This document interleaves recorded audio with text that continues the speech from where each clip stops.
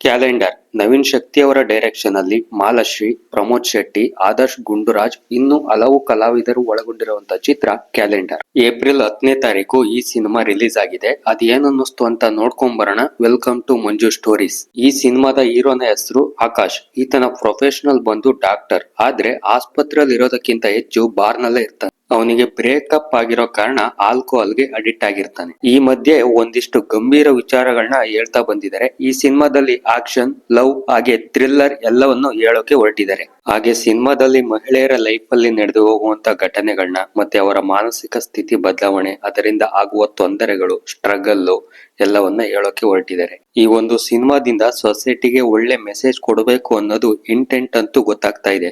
ನಾಯಕ ಆದರ್ಶ ಗುಂಡೂರಾವ್ ಅವರ ಪರ್ಫಾರ್ಮೆನ್ಸ್ ಅಂತೂ ಡೀಸೆಂಟ್ ಆಗಿ ಮಾಡಿದ್ದಾರೆ ಅಂತ ಅನ್ನಿಸ್ತು. ಅವರ ಕ್ಯಾರೆಕ್ಟರ್ ಗೆ ತಕ್ಕಂತೆ ಅವರು ನ್ಯಾಯನ ಒದಗಿಸಿದ್ದಾರೆ ಅಂತ ಅನ್ನಿಸ್ತು. ಸುಷ್ಮಿತಾ ನಾಯಕ್ ಅವರಿಗೆ ಕೊಟ್ಟಿರುವಂತ ಸ್ಕ್ರೀನ್ ಸ್ಪೇಸ್ ಕಡಿಮೆ ಇದ್ರೂ ಕೂಡ ಅವರಿಗೆ ಸಿಕ್ಕಿರುವಂತ ಸ್ಪೇಸ್ ಅಲ್ಲೇ ಚೆನ್ನಾಗಿ ಮಾಡಿದ್ದಾರೆ ಅಂತ ಅನ್ನಿಸ್ತು.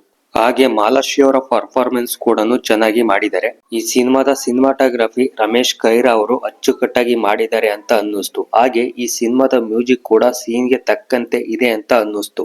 ಆದ್ರೆ ಸಾಂಗ್ ಅಷ್ಟು ನೆನ್ಪಲ್ಲಿ ಉಳಿಯಲ್ಲ ಅಂತ ಅನ್ನಿಸ್ತು.